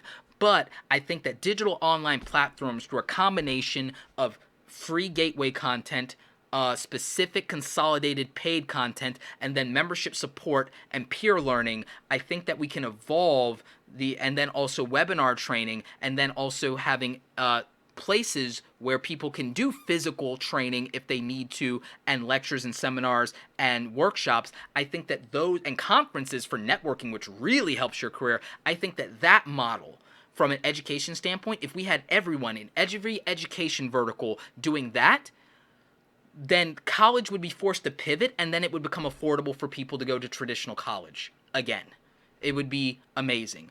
But I know that it's not going to happen overnight. But that's where my passion lies, in what niche content can do in the education space, and you guys can see how passionate I am about that. And so I think it matters. It's a really smart business model, but it provides us very specific value that people really need right now. And so that's what my future looks like a little bit.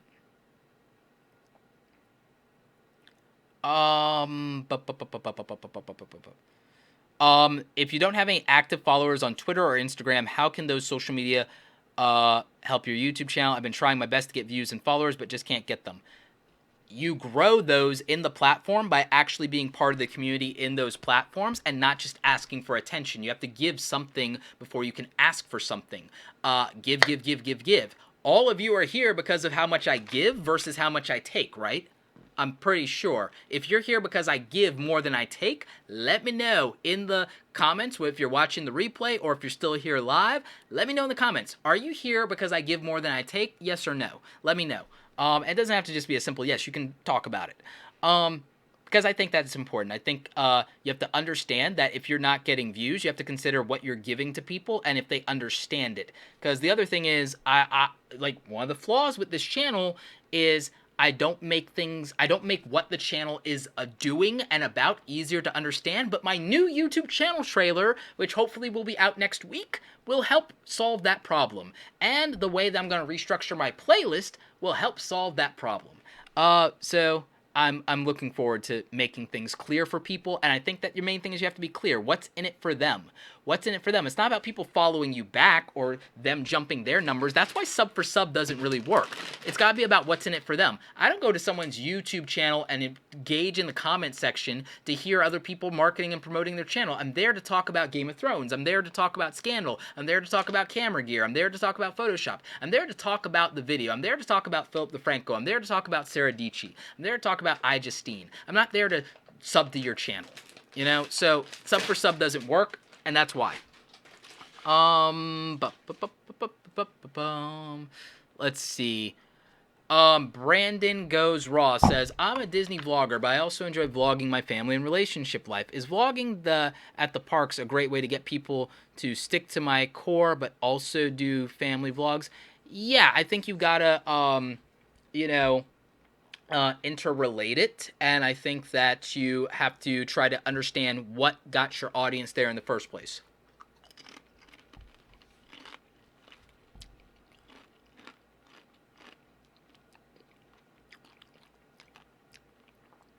Malevolent Elephant says, I've never listened to anyone who explains things and gets the brass tacks better than Roberto. Thank you so much, Malevolent Elephant. I appreciate that.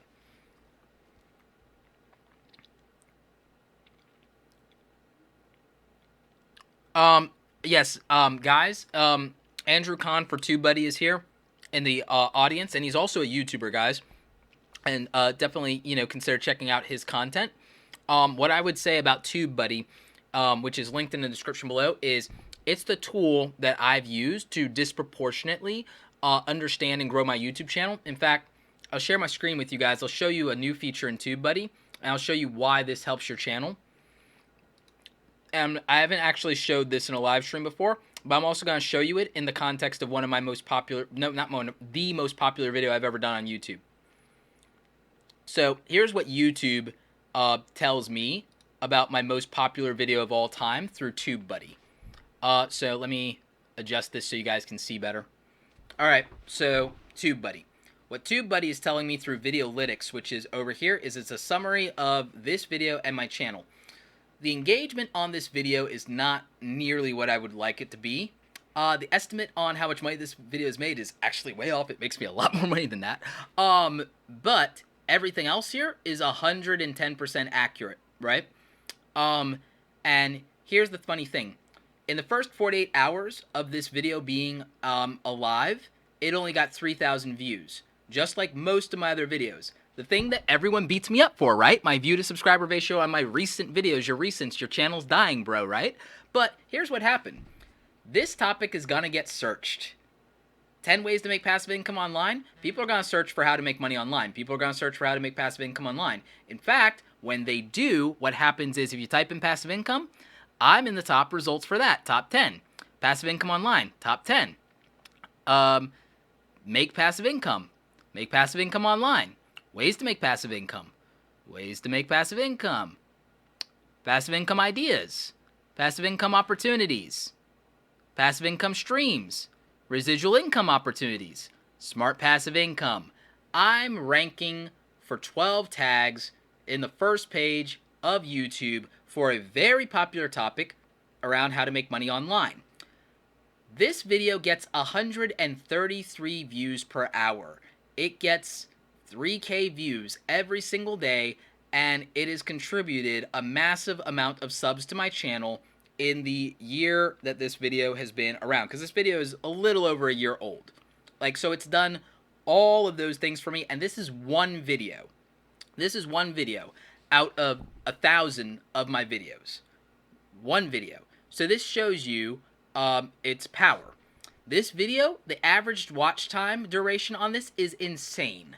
So this is, and you can see that for the first half of this video's lifetime, it didn't really do jack for views. But over time, it was still getting views, and then it got a spike. And then it's had spikes ever since. And part of that is because there will be cycles on a topic where a topic is not popular, and then it comes back to life, and then it gets traction, and then it dies again, and it comes back, if the content is evergreen, which is the other hack, positively, of this YouTube channel. My YouTube channel, most of my content is still worth watching a year from now if you're trying to learn how to edit a video. My content's still worth watching if you want to grow a YouTube channel a year from now, because it's that accurate. If you want to learn how to edit, it's that accurate. If you want to know about this camera lens, the information on this particular camera lens is not changing a year from now, but you still might want to buy it. So this camera body isn't changing a year from now, but you still might want to buy it. Evergreen content that will always be useful has life cycles where it could spike again, and it can spike because of also other people making content that is related to yours and you being able to tap into that, which means if they make a video on a topic that you've already covered in the past and they go viral, but your video was ranked very well and relevant for that, you will get bumped. You will get so bumped off of that. You will get so much traction. You'll be able to siphon so much traffic from that big video. It is ridiculous. And so what they say is a high tide raises all ships. So putting yourself in that position works out really well. The thing is, because I do videos every day, I have more opportunities for something like that to happen. Even if it's one video out, it's not one video out of 1,000, it's several, but here's the thing. I have more opportunities because every day I show up as an at-bat. Every day is an opportunity. I have 365, 400 opportunities in a year for something to work out really well for me. And if it doesn't work out really well and it works out moderately well, 400 things, 300 things, 200 things working out moderately well adds up to a really good year. A really good year. And so, what I like about TubeBuddy is it gives me data to understand these things. I understand that when I look at my best performing videos of all time, that the majority of them only got in their first 48 hours roughly 3,000 to 5,000 views, sometimes less. This video is one of my most popular videos. It was my most popular video for a while because it's an evergreen topic, how to get your first 100 subscribers. That really hasn't changed. I can do an updated video to this. That would be really great for you guys. In fact, tell me, if you are a small YouTuber and you don't have 100 subscribers yet, do you want me to do an updated video of this where I give you 10 specific tips that are not in this video that will get you your first 100 subscribers? Because I could give you 10 tips that are not this, probably in 8 minutes. This is a 5-minute video. I could probably do an 8-minute, 10-minute video, give you 10 tips that will get you your first 100 subscribers on YouTube. Do you want a follow-up video to this 2015 video in 2017 on how to get your first 100? Because I could do that.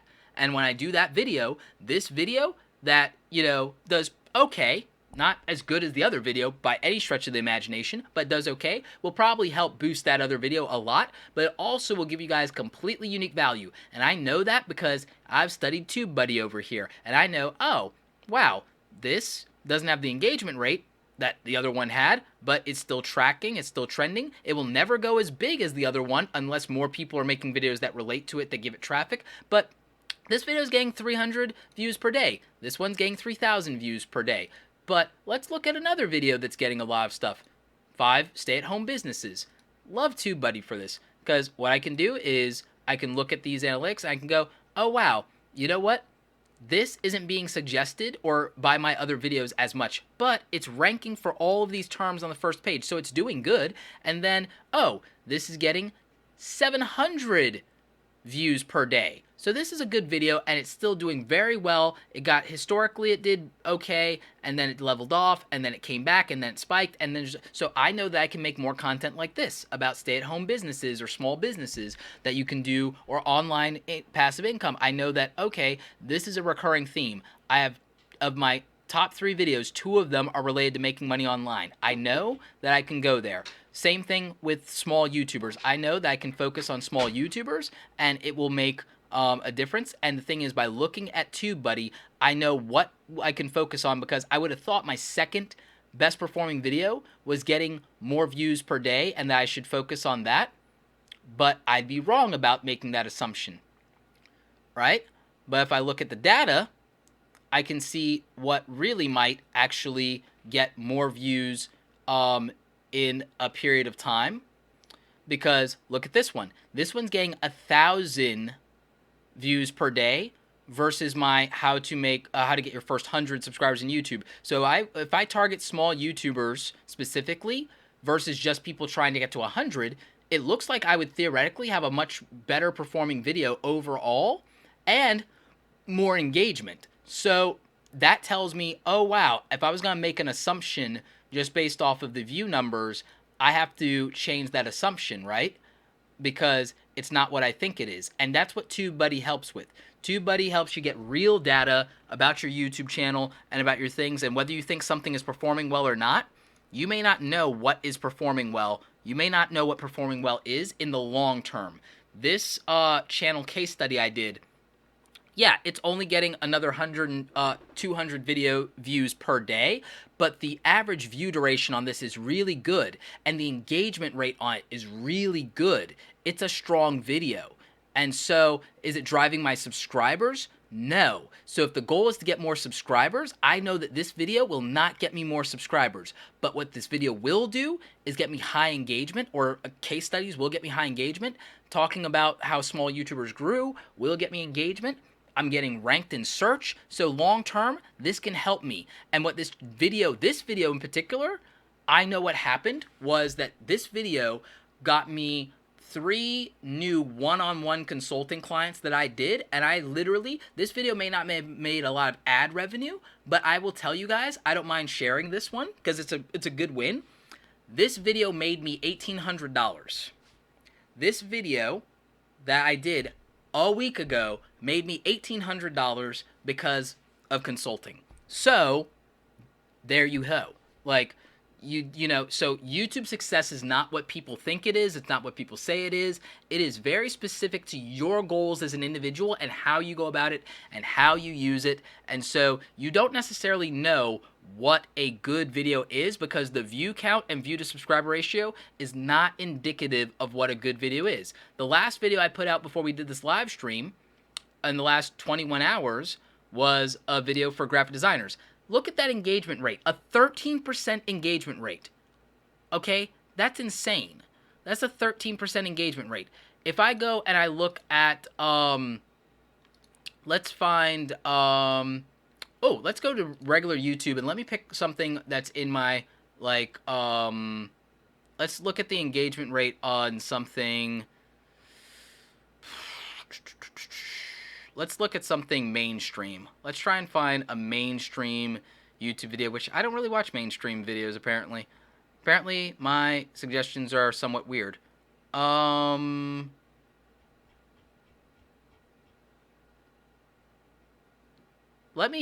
do I watch that's a mainstream YouTuber? Do I watch mainstream YouTubers?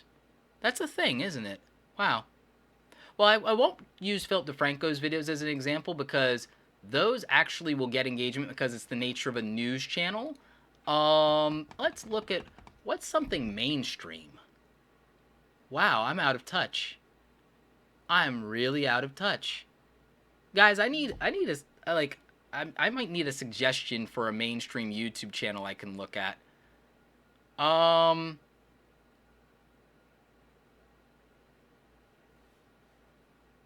I guess we could look at Markiplier, but he has a really engaged community.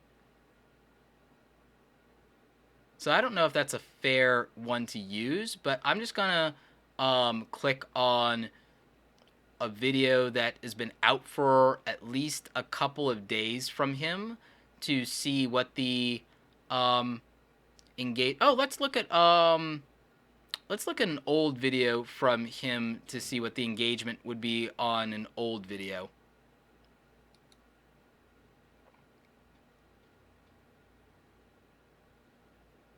6%.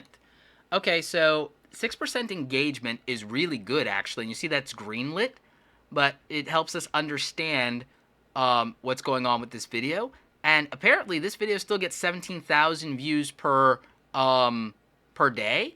And this video is a year old. This is the power of community content and personality driving a channel. So that's interesting. And we can see some interesting data on that. He's doing good on creator suggested, but no ranked tags. Consider the fact that, this video might have performed even better if it could rank for something that would be searched, and we see that the tags are not, doing too well. So, that's a thing, right? And yeah, it makes sense that Markiplier would be in my channel recommendations because it's one of the only mainstream YouTubers that I watch that's entertainment. That makes sense. But I just wanted to show an example of if you look at different videos and you look at engagement rates and everything like that, it's like view count isn't as important as you think sometimes because watch time matters, but I can't see on a competitor's channel what their watch time is. It's not going to do that, and it shouldn't show me that. So it's just interesting to be able to evaluate and see, like what something is and look at things like the engagement. And that, I think, is very telling. When you see, like, okay, 4,000, like, 4,000 comments on a video with 300,000 views versus 3 million views, 18,000 comments, and it's comedy. It's like, okay, so then you don't have to, like, think, if you're getting the comments, if you're getting a massive engagement, see, that matters. And if your engagement rate's high, that matters. You may not have the views. It may not be good on the view to sub ratio, but if you have engagement, who cares? Engagement is real people. You guys know that. You're here in a live stream, okay? So engagement is real. Views, people could fake views, but engagement's real. So I take that to heart, and that's why I like TubeBuddy. I mean, I went, a little ranty there, but one of the things I like about TubeBuddy is a tool for growing your YouTube channel, but I think it's also, more importantly, a tool that puts YouTube into perspective, because I think that most people do not have perspective when it comes to YouTube. I don't think people understand the reality of YouTube, whether that's the reality of the algorithm, whether it's the economic reality, whether it's the reality of the data, whether it's the reality of what it takes. I think that's something we need to see more of. What if you have way more views than subs? That's not a problem. Important question, Roberto. Do you have any tips and tricks on making a YouTube channel trailer? If you can make it close to 60 seconds, that's better. If you can make it more like a movie trailer, make it cinematic, that's, pretty important. And I would say it has to qualify the actual value proposition of what the channel offers.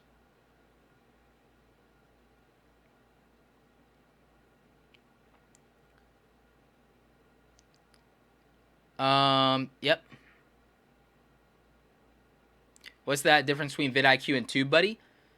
vidIQ price for features is not as good as TubeBuddy price for features. There are more plans with TubeBuddy to choose from.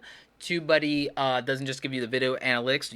TubeBuddy can tell you best times to upload. They have very similar features. I like TubeBuddy better. It's easier to cancel TubeBuddy than it is vidIQ. I think that's really important. And what else? I mean, and in full disclosure, yeah, TubeBuddy isn't sponsoring this live stream, but they've been a sponsor before. They're going to be hosting my YouTube channel meetup, if that matters. But here's the thing.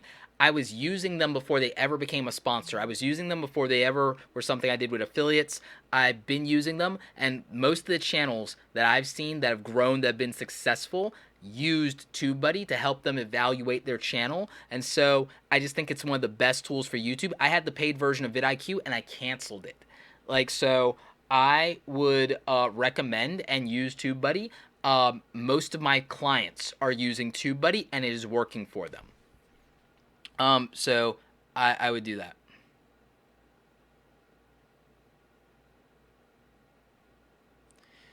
Tropic asks, what do I think about people judging kid YouTubers? I think anyone judging kids in general probably should reevaluate themselves.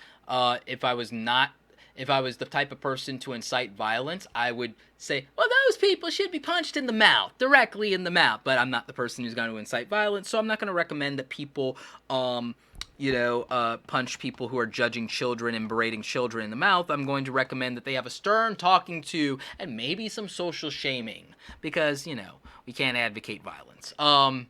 Well-deserved or not. That's the responsible thing to do. The Sith Lord in me has a red lightsaber that could answer that question a lot better. We can't do those things because that's not responsible. So, yeah, people shouldn't judge kids, let alone judge kids on the internet. And if you're doing that, get a life. I could probably do a rant track to that. Yep, I like my own videos. One more freaking like. No shame. I like my videos. Self-love, baby, baby. So, yeah, there's that. All about it.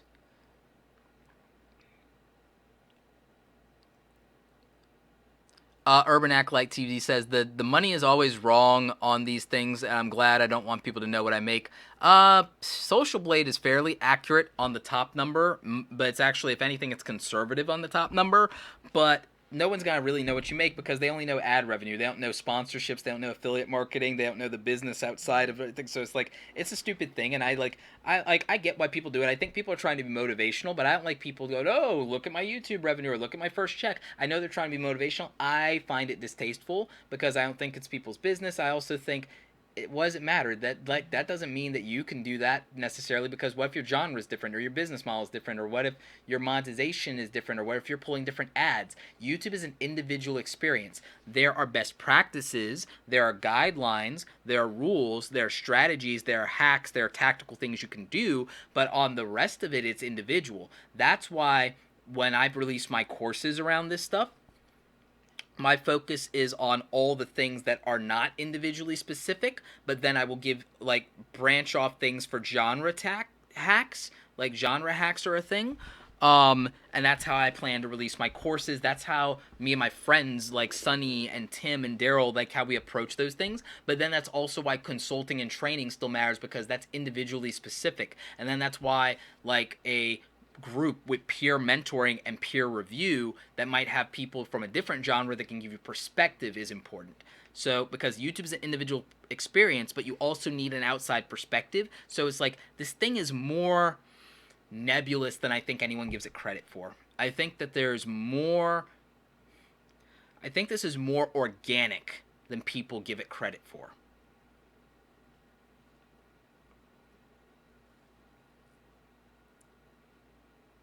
Yeah, I made a video, Yarlin Vlogs. I made a video on how to get 1K subscribers. I already did that video.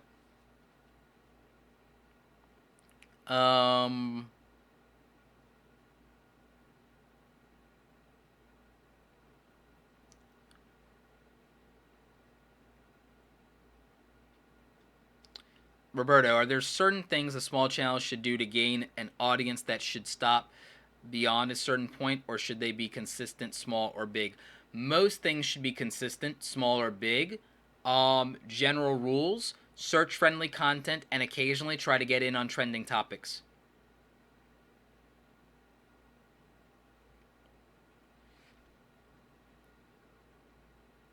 What would I do in the Star Wars universe? Andrew Kahn, I would probably wipe out both the Sith and the Jedi and start from scratch.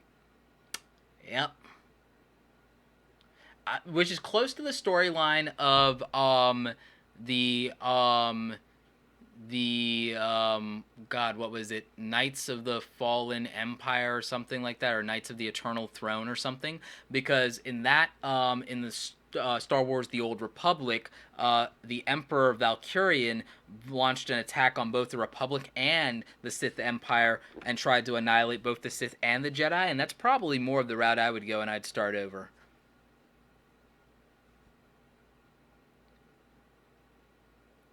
What is the best free app for making ending on videos? Oh, you mean end cards? Probably Canva. Canva's probably the best one. How to add copyright music? Don't add copyright music if you want to keep monetizing.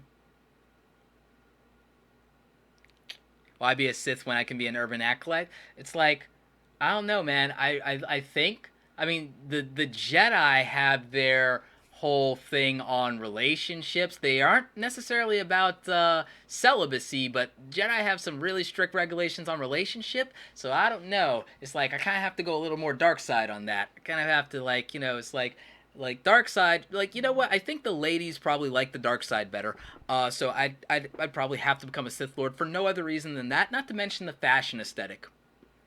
So, yep, I'd probably have to become a Sith Lord for the sake of the better wardrobe and for the ladies.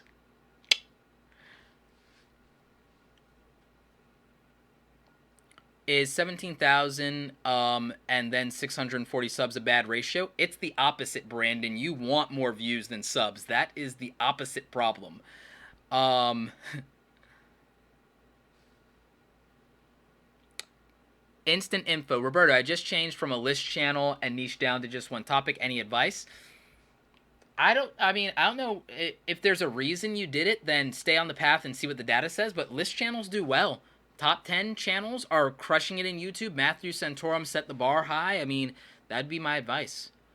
Sidekick Ray, I don't have any best advice on music cover channel aside from make really good thumbnails and make very polished videos, because it goes in the copyright, and I'd want to bring on, I don't want to give you irresponsible advice, I'd want to bring on someone who's done covers to talk about that. Goat Farm Productions, there's no such thing as getting noticed on YouTube. It is a myth. Unless you make a viral video, there's no such thing as getting noticed on YouTube. You'll notice I've done 1,000 videos. I didn't get noticed. I didn't get noticed on YouTube. I did 1,000 videos. I didn't have a single video go viral.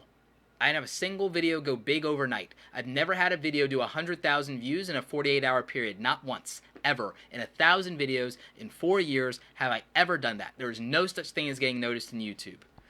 That is a relic of pre-2013 YouTube, I think. In my opinion. I could be wrong. So, what's my advice for growing a YouTube channel? The 160 free videos that I've done covering that.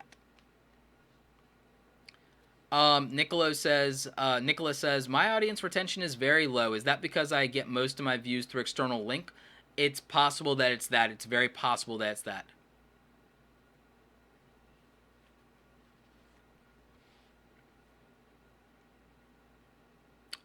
Yes, I have upgraded a bit, Wheelie Juice. Urban Acolyte was based on Palpatine. That's interesting. That's interesting. I admire Palpatine, but he was too much of a zealot, and he got some things wrong. That's interesting. Prince, we'll have to talk about a lot of that. I think we would have a really fascinating conversation about Palpatine and Bane. I think that, but that will be for our secret project, right? So, just teasing that. If you guys are into Star Wars the way I am, you should definitely check out Urban Acolyte TV. Prince does an amazing job of covering some really interesting topics in the Star Wars universe in a way that I think most people haven't tried to do before. I think it's interesting. Roberto, you should talk to Peter Hollins. He does covers and originals. Yes, I would talk to Peter Hollins or Tessa Violet. Yeah, so I'll look into that. Hub Hero for list channels. How can I do it? Malevolent Elephant, look and study Matthew Santoro. Study Matthew Santorum on YouTube. That is definitely the answer.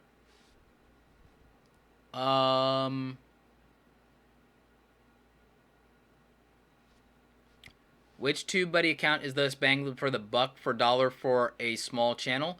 Dom, go with Pro and work your way up as you make money.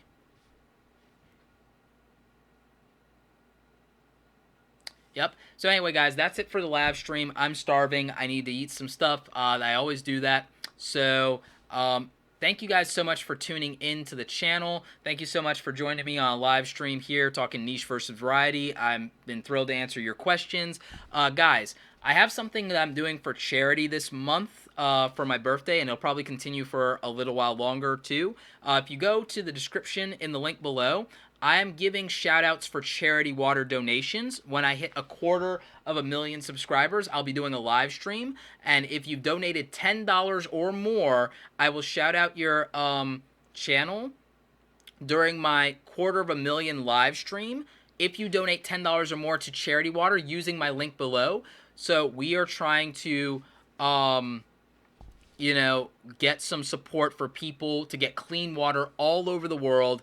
And so if you use that link below and you go to my charity water campaign, all the money goes to charity water. I don't take a dime. They actually have private donors, so they don't take money, and it all goes toward clean water projects. So I donated my birthday for June to charity water, and if you do a $10 or more donation on my 250,000 subscriber live stream, I will shout out your channel and I will link it in the description of that live stream. So when we're celebrating my 250,000 subscribers, you guys will get a shout out for your channel if that's something you want. If you donate $10 or more to charity water to support clean water initiatives all over the world. So that's linked in the description. I will be doing some dedicated videos talking about that and talking about how you can donate. Also, I want you guys, if you have a platform, to consider doing me a huge favor for my birthday month. Use your platform at least for one video this month to try to raise awareness for a cause or raise money for charity. And if there is a YouTuber that you admire, ask them to do the same. So that is my hope for my birthday month, to make this month a month of awesome, a month of giving. And I would really appreciate any support you can give, either by donating to Charity Water using the link below, or encouraging other people to raise money for causes that do good in the world, because we all really need good in the world right now. It's terrible in so many ways. The news is always bad, and can we do some good? Can we focus for a month on just doing good and being kind and helping people? Can we please do that? And if you have a platform, please use your voice. And if you have somebody that you admire with a bigger platform, encourage them to do the same, please. So that is what I would ask for my birthday gift. So I will be at VidCon for my birthday. If you're going to be at VidCon, then I would love to meet you guys. I'm doing a meetup with TubeBuddy. They're going to be supporting my meetup, and I'm going to also just be around enjoying VidCon, and I'm going to be at Disney Day, so feel free to say hi. Other than that, guys, have a great day wherever you are. Remember to go out there and create something awesome today. Take care.